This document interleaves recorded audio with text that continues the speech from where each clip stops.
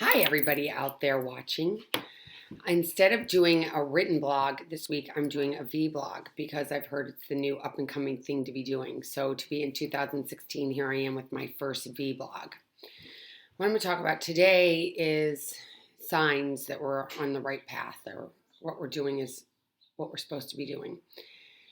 Yesterday, I woke up thinking, gosh, why am I trying to change the stigma that's associated with addiction? And am I wasting my time? Have I wasted my energy, my money, everything else? What am I doing? It's kind of like nothing's changing.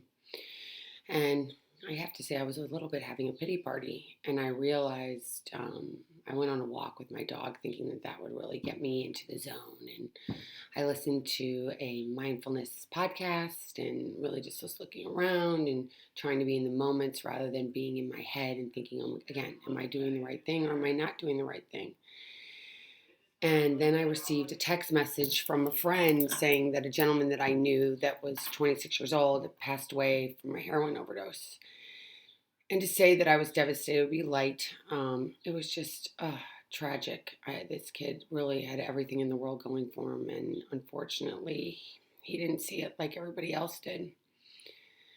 And then by the end of the evening, around 11:30, I heard about another person that I know very closely, and he lost his battle to addiction as well, and was found in a hotel room, and now has left a wife and family and a baby.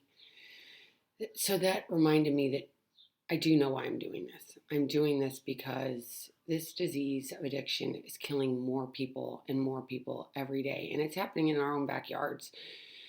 And it's time to change it. It's like, how many people do we know that that don't that haven't been affected by addiction? How many people are there that haven't been?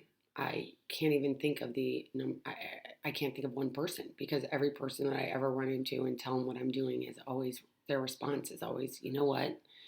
My cousin was an addict. My friend is an addict. My brother's an addict. My uncle was an addict. My grandfather was an addict. My grandmother was an addict.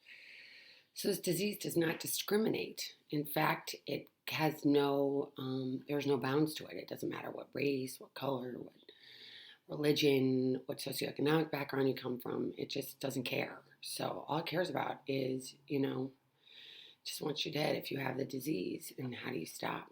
How do you stop? And whatever works for you works for you. And I'm not going to judge one way that works and one way that doesn't.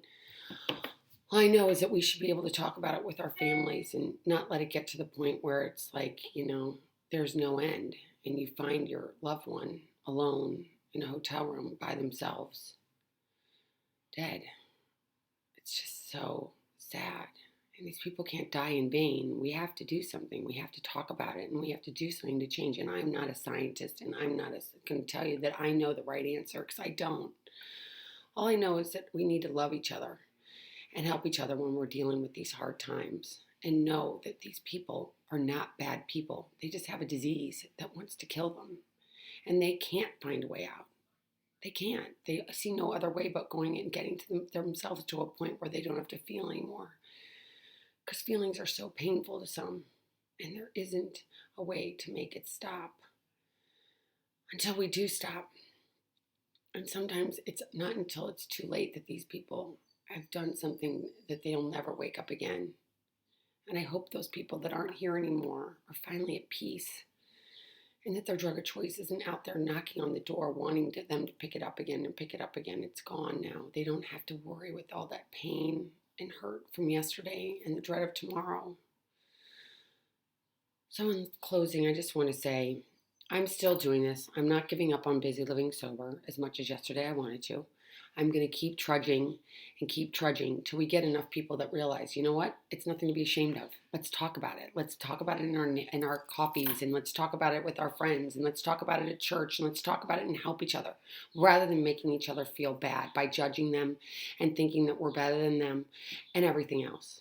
You know what? We all have is just today. Just today. We have no idea what's going to happen in the next 2 minutes. I have no idea. I could walk out the door, get hit by a car. None of us know. So all I can say is, let's keep trudging, and let's love and be there for each other.